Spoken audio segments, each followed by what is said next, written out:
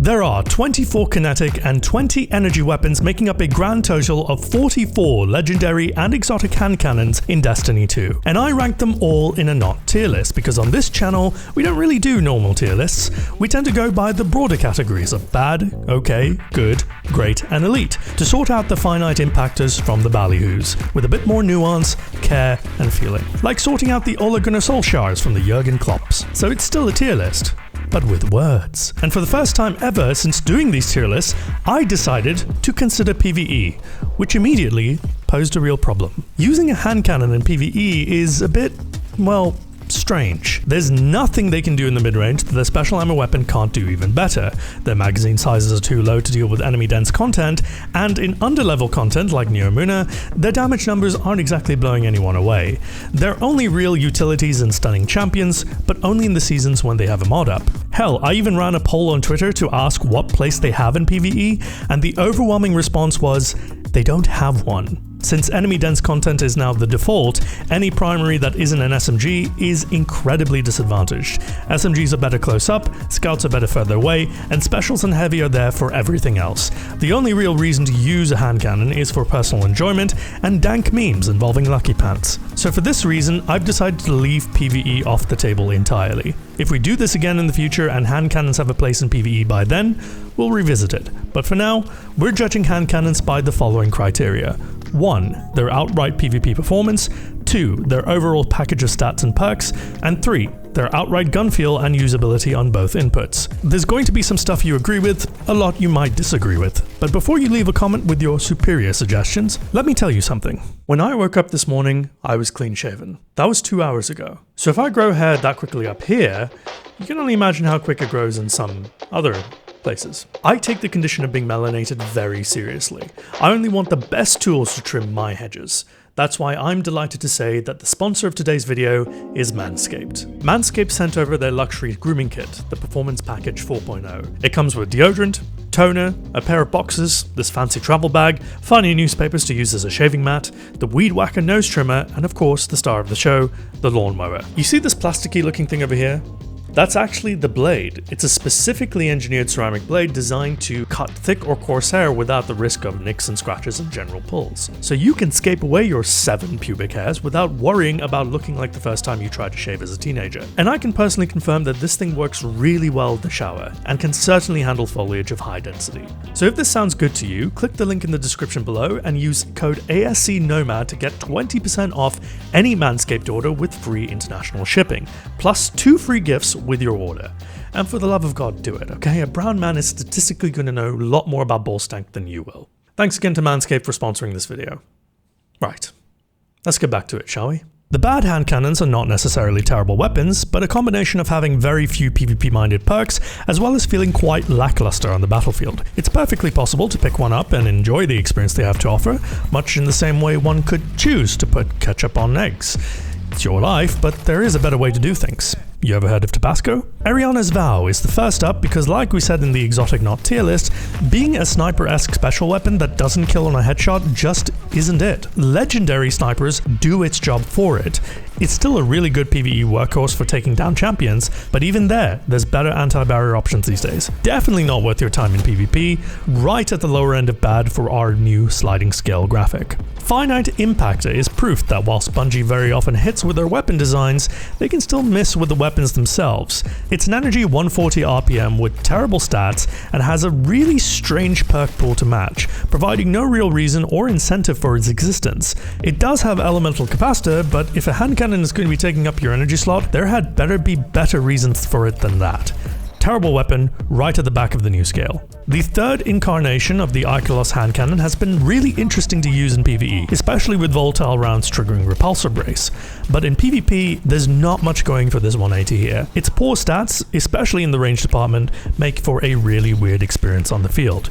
Plus, if you're going to use a 180 in the Crucible, it better have a perk package that works for it. This doesn't. Hard pass. The 7th Seraph Officer Revolver is one of the weapons of all time. Here are its perks, here are the stats compared to other 180s, and here's where it goes on the scale. Cool? Cool. Moving on, Zauli's Bane has literally only one saving grace. It's craftable. However, when you've got the grand total of 3 PvP perks out of a possible 12 and all 3 of them are consistency perks with 2 of the better ones on the same column, you've got a little bit of a mess here. But none of that matters because this gun feels horrible. I don't know what happened here. There's just something about this weapon that I cannot put my finger on that makes me vehemently disagree with it. And it's not just me. The several people I've talked to in making this list do not care for this weapon. I have never seen this weapon in the Crucible, and I've never seen it in PvE, and that's really just the sign that it's not a very good weapon. I can't think of a single other 140, nay, hand cannon, that feels this bad. And because of that, I couldn't care less about its perks or what it has to offer as an experience. Straight to jail with this one.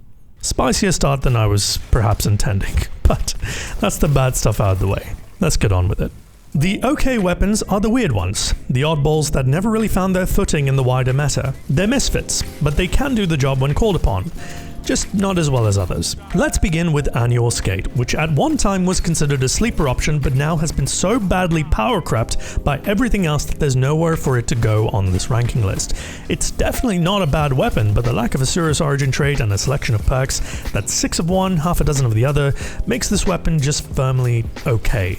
It's confusing and there's no real reason to use one over others. DFA is a fine weapon with an okayish feel on both M&K and controller, but it's severely limited by its perk pool. The only PvP role of note to chase is Perpetual Motion and Opening Shot, which admittedly makes this gun feel quite crispy. There's nothing really interesting to say here about this, but it can do the job if you've got nothing else.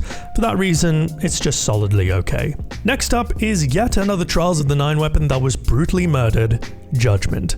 Back in my day, during the war, Judgment was one of the best hand cannon options you could equip in the double primary heydays. Now, with poor stats, poor-ish feel, and a lack of an origin trait, there's nothing really going for this weapon. It's got a decent perk pool with Encore as a sleeper pick in column 3, and that's really the only thing saving this weapon from the bad section. Loud Lullaby is certainly a gun familiar to viewers of Kami Cakes, and for good reason. Any 120 that can roll slide shot and kill clip should immediately perk up the ears. But unfortunately, that's where the love affair has to end. Loud Lullaby is a clunky and unwieldy hand cannon, even for a 120. It demands a very unique playstyle to get the best out of it, and its field is very much an acquired taste. It's got a killer perk pool for a 120, but I'm not sure the whole experience justifies the time investment to farm for one, especially given that there are better options out there. I'm placing this in the high end of okay, but god, its stability sucks. It's a little better, stat-wise, with something new, but there's absolutely nothing new about this weapon unless you consider a reskin True Prophecy with its sloppy seconds of a perk pool something new. As an event weapon, the most interesting about this is Headstone for PvE and Harmony for PvP, turning this from a 2 crit 1 body to a 1 crit 2 body when you get a kill with your special weapon. Wow. It feels fine, but that's about it. Avoid for PvP. Trust is a playlist weapon from Gambit, and I'm going to be quite honest with you, this one isn't okay based purely on feel. There's something just so right about the way Trust feels that it's kind of hard to ignore, which is impressive because the rest of the gun encourages you to do exactly that. Some perk combinations definitely make you go, interesting. But the weapon in PvP is so vastly outmatched that it's hard to use for more than just a couple of games at best. Solidly okay, simply for the feel and the variety of perks to build with. Throwback time. Do you guys remember the clickbait videos when Vulpecula came out? God, I remember thinking this weapon was a not-forgotten regen for all of 1 week when Adagio was genuinely broken. But as time has passed, it's no more than okay. Despite no origin trait, it's got a very good perk package with Killing Wind, Encore, and Outlaw, pairing with multi-kill clip, opening shot, and explosive payload, but the gun feel is one of those that can be considered divisive. I'm not the biggest fan personally, something about its lower handling just doesn't work with me. Fun with the right role, but you'd really have to want to use this for some reason. And finally, Waking Vigil. Yes, I know. But you know it's the right call to put this here. Once one of the most underrated 150 RPM hand cannons, Waking Vigil was sadly a casualty of the conversion to 140 RPM. It now has much worse stats than most other energy hand cannons and simply can't compete at the same ranges or dual half as well. Which is a shame because this weapon feels great and it has a really interesting perk pool that elevates it. But for perks to make a gun great, the gun first has to be good, and it just isn't. Sorry. No origin trait, solid perks, great feel, poor performance. Straight to okay, even if my heart wants to put it in good. 13 down, 31 to go. Here's where it gets real meaty. The good section is filled with guns that will handily do the job and do it well. They are incredibly capable weapons in the right hands and have a very high ceiling, potentially higher than some of the weapons in Great. These weapons really live and die by the hands of the people using them, elevated into stardom or consigned to mediocrity based on the user. Whatever your thoughts are, these weapons fill the lobby of the Tower to greatness, and it's up to you to take them up the steps. Ancient Gospel is first up, and at this point, I think we can call it the hand cannon equivalent of a classic car. It's been fancied as a sleeper pick for the meta since before the pandemic. Let that sink in. And why not? It's got a small yet super focused perk pool that makes it impossible to get a bad roll in either PvP or PvE, and whilst its stats are down on some of the better options, particularly range, it performs just fine for 80% of engagements. What keeps it down is its feel. The squidginess is hard to get used to, and the fact that it's been power crept to high noon to the point where it has no place in any activity outside of personal enjoyment. A good package with no delivery address. Solidly good. It's much the same story with Crisis Inverted, but it has the opposite problem to Ancient Gospel. There's far too many ways to configure it. Since it's a playlist weapon, we have 12 perks in each column. It's certainly a handy one to chase if you like having multiple perks to choose from after a couple of resets, but no combination of its very good perks does enough to make this weapon go to the next level. And that's down to a combination of its range and its overall feel. Just something about it just doesn't fly well. Good weapon, great in the right hands. The default, the dependable, the daddy with the most devoted patrons.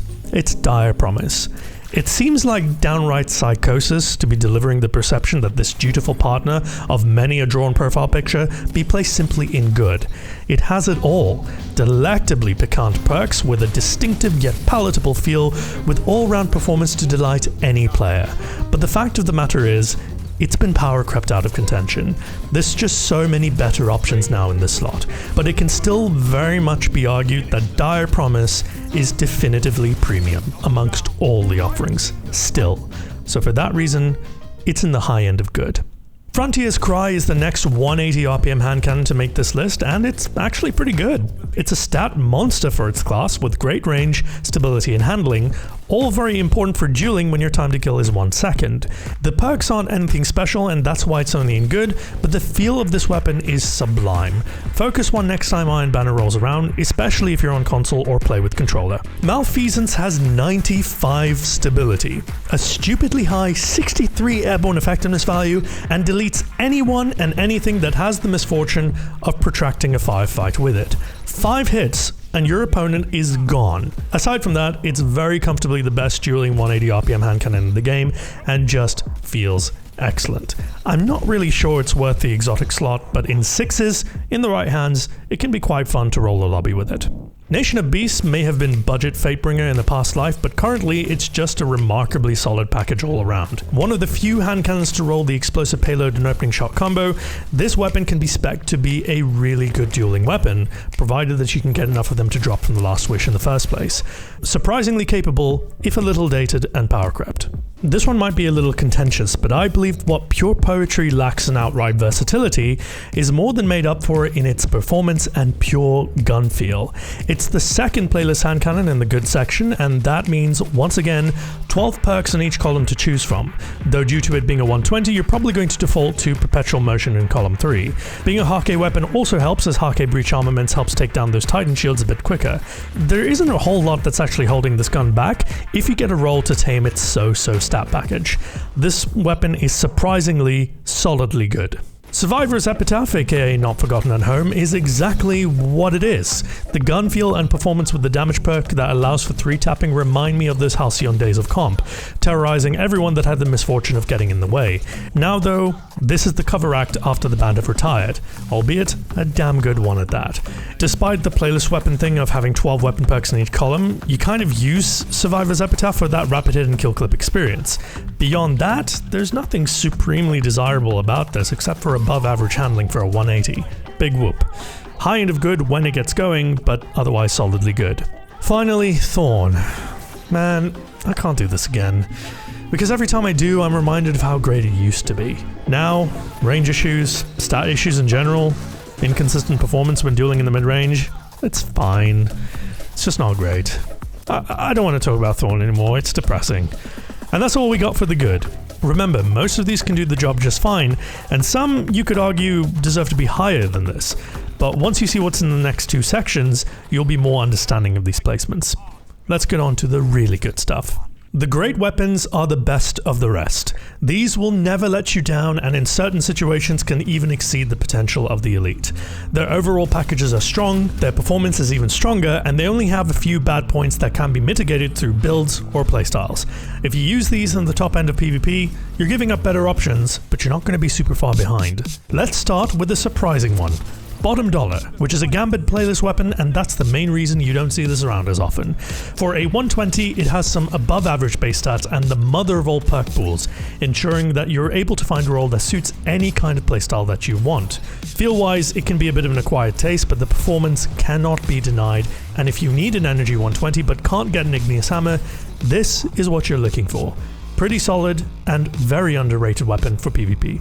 Next up we have Cantata 57, which is probably the most Suros hand cannon to ever Suros hand cannon. This weapon feels really crispy if you're a fan of Suros frames, with a different perk setup to most hand cannons in this bracket.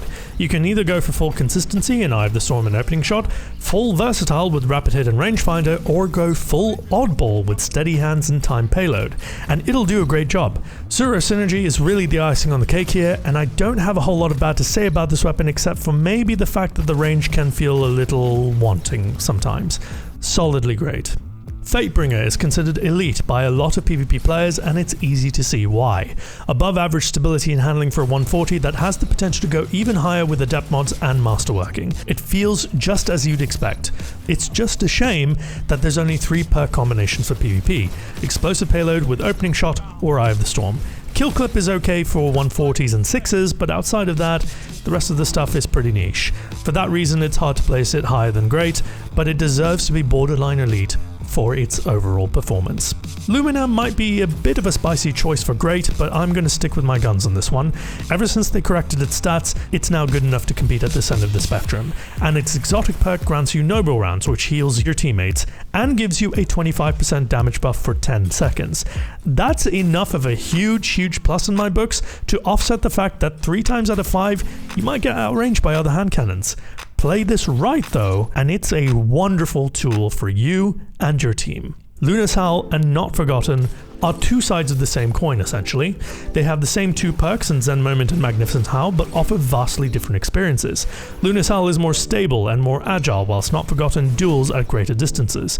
Originally, these two were 180 RPM 2-tap machines, and you can tell by the short recoil duration. Ever since they became 140s, they feel constrained, like there's more power under the hood. They feel like muscle cars in a smart car's body. But once you adjust to that feeling of almost restrained power, they are excellent duelers that have the benefit of excellent in-air performance since they're both precision frames. They can still do the job and are worth using just for the trip down memory lane. Posterity tops the list of our 180s just for being a genuinely excellent little weapon. Fully craftable as well, this thing feels incredible for a 180 and competes with Frontier's Cry as a stat monster for this archetype. Even though there's only one craftable role you should be going for in Killing Wind and Rampage, when that gets going, it is ridiculously good, as my friend Benji can attest to with his 5,000 kills. Get a life. 1 kill is all that's required to get Rampage up, and then you're 3-tapping like OG Not Forgotten. If you like 180s and you're a 6v6 fiend on console, there are few better snowball hand cannons in this game than Posterity. Sturm is just really solid.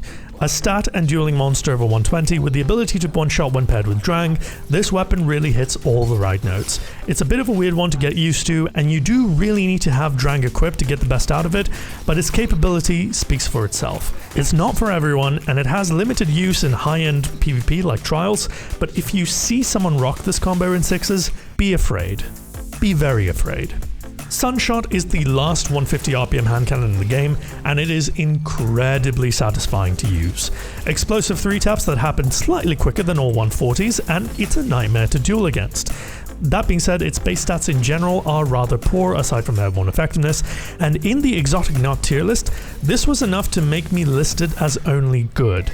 The lack of range in particular really hurts it, but I can't deny when comparing to other hand cannons only, when used by someone aggressively that knows how strong it is when you use it as an absolute nuisance, this is a very strong option still.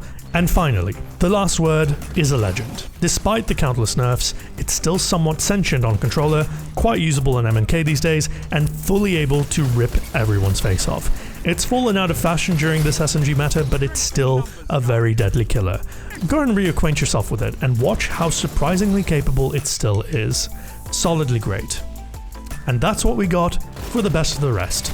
All very capable packages in the right hands, with the right playstyles and the right perk selections. However, these next weapons are so good that even a Destiny the Game Redditor could get a wee run with them. Let's go.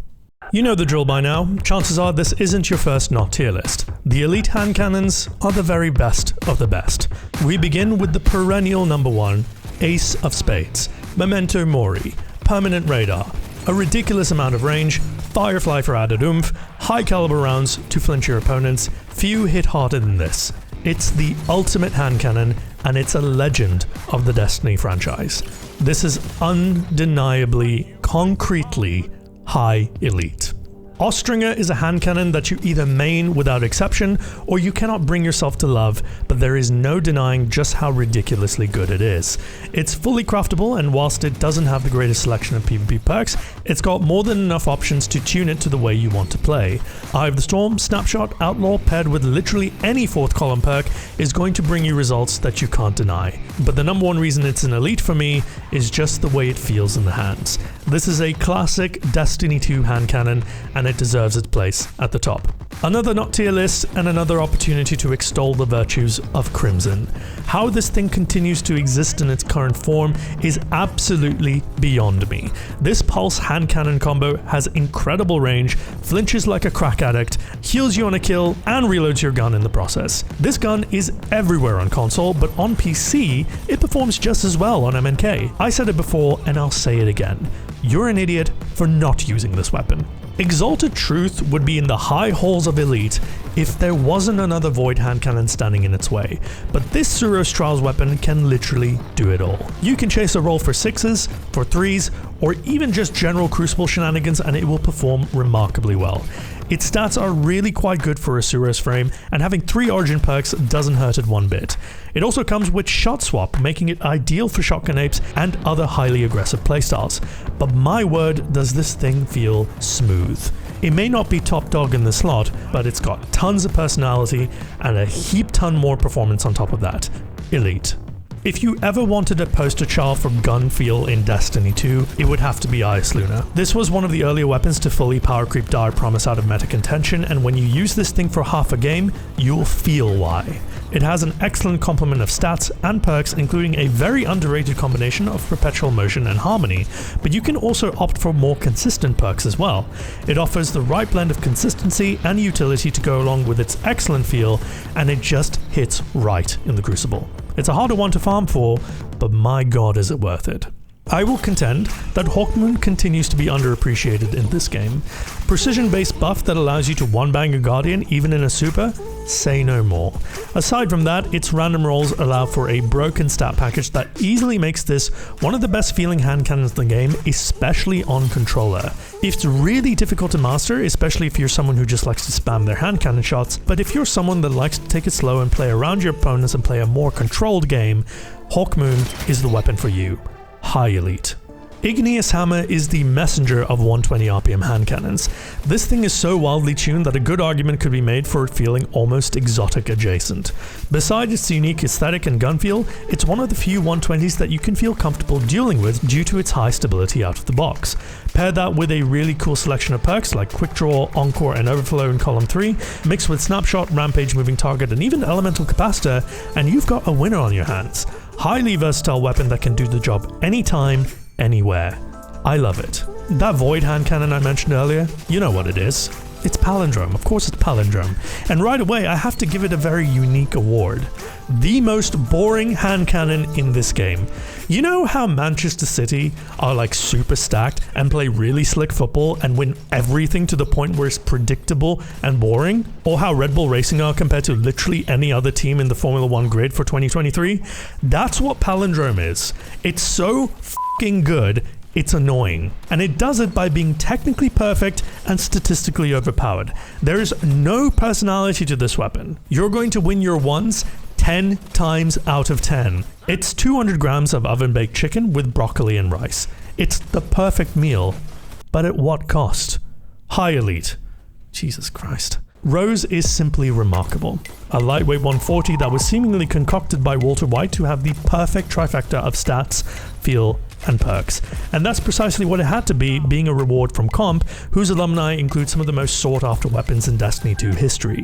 Rose handedly makes its way into that list by simply being a perfect hand cannon.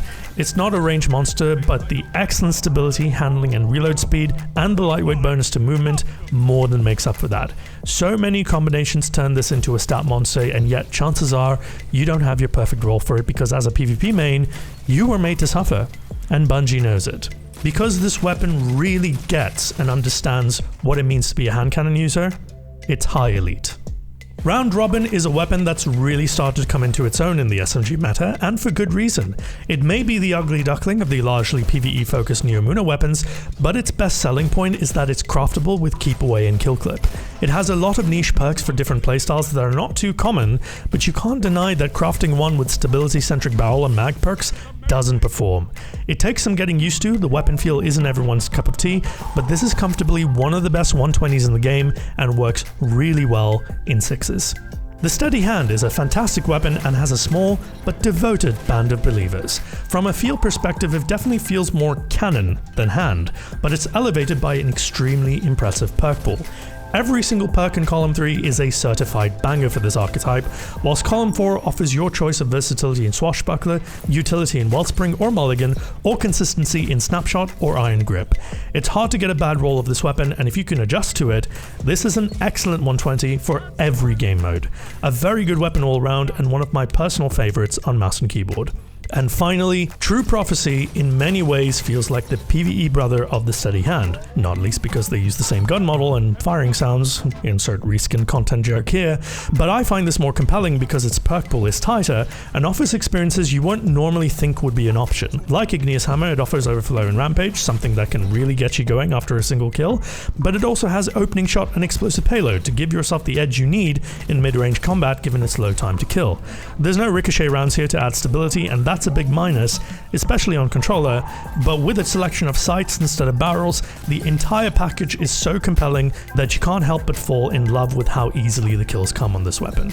Underrated weapon for sure. And here you go. This is the final graphic for all 44 hand cannons. I hope I did your favorites justice. I know Criminal's Dagger and Nature of the Beast are missing, but since I've not seen either in nearly 2 years in the Crucible, I figured they were fine to leave off. If you disagree, I'll be live on Twitch fairly regularly in the coming months, so come on by and we'll have a spirited disagreement about it over there. As ever, a huge thanks to our patrons for making these videos possible. I'm Ascendant Nomad, and thank you so much for watching. Cheers.